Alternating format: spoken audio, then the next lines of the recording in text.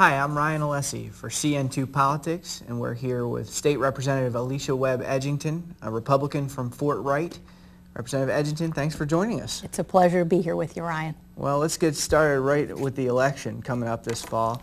I know that Republicans are in the minorities in the State House, 65 seats to 35 seats. But you all have a lot of candidates running against Democrats, 4 Democratic-held seats, 42 of the 65 seats. What are the Republicans' expectations for how many you hope to pick up this fall? Well, you know, obviously we want to elect Republicans from the courthouse to the Capitol, and so it's critical that we gin up those numbers in the fall.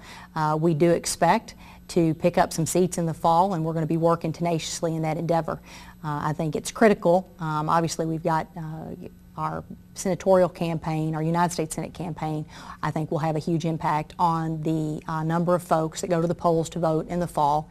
And with that, I do anticipate that the Republicans will see us pick up some seats in the General Assembly. Well, give us a range. I mean, are you hoping for 6 to 8, 10, 40? I'd love to, you know, pick up all of them if we could, but obviously we need to be realistic. So, you know, I would be reluctant to speculate on an exact figure because, you know, we're going to be working tenaciously to do everything that we can. Obviously, I'm the 4th District GOP chairman, and I've got a responsibility to Congressman Davis and the candidates that are in the 4th District. So we will be working to support those individuals both financially and operationally to see them cross the finish line for the fall. So you all aren't talking numbers at this point, or? I don't think that pulling out a specific number would be the way to figure that out exactly. I think you've got to look at the candidates. You've got to see the areas for which you anticipate the Republican vote to turn out, and then focus your endeavors both financially and operationally on those particular areas for us to see those folks pick up seats in the fall.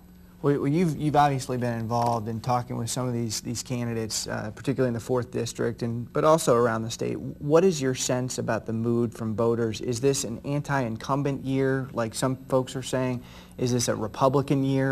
How do you kind of view things? I think that right now that people are expecting the candidates that they're going to vote for in the fall to be an insulator, a firewall, if you will, to the left-wing liberal agenda that's coming out of Washington, D.C. And I think that they're looking for individuals that are conservative, fiscally conservative, less government, less invasive on individuals' rights. And that's the candidate for which they're voting for. I don't see it as an anti-incumbent situation. I see it as they're looking at each individual candidate, the electorate is, to see if the individual is a fiscal conservative. So could we expect to hear a lot of the Republican candidates running then against Barack Obama and Harry Reid and Nancy Pelosi, even in state house races? I think the left-wing agenda that has left Washington, D.C. and has somewhat invaded some of our other areas, our other capitals across the nation, that's what people are tired of.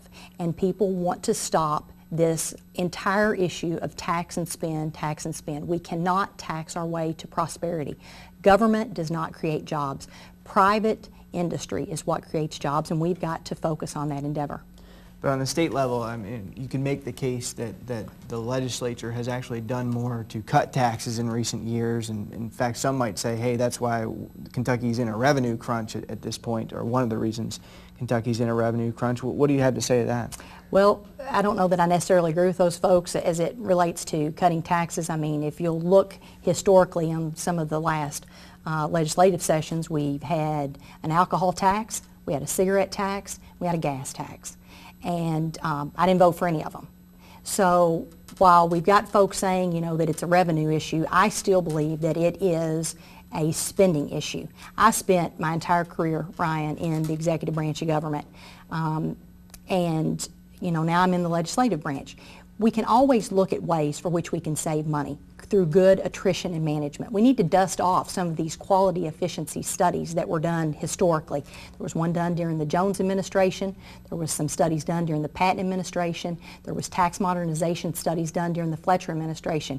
Instead of just studying these issues and then placing these things on the shelf, we need to look at these, put a bipartisan commission together, and figure out a way to implement and execute some of these plans, and I think we can save money. Is there anything in the works on that? I know there was some discussion about potentially moving some taxes around during this last session, but it never seemed to go anywhere. Is there anything happening behind the scenes? I couldn't speak to that right now. Obviously, I'm not in leadership, but I do expect that leadership will be taking a greater look at tax modernization. You know, some of my colleagues in the House and the Senate have both said, you know, that every time we come to Frankfurt, we obviously are looking at the tax code, and we do, it's something that's in flux, it's dynamic, so we make changes to it each time that we come to Frankfurt.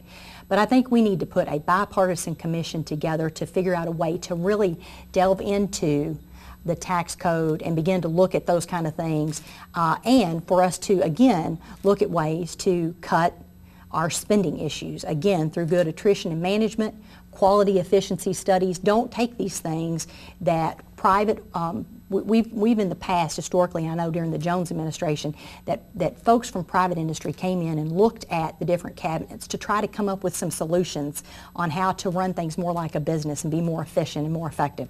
And I think we need to take some of those plans that folks have brought to us and really execute those and, again, make us more efficient and effective in how we do business in government.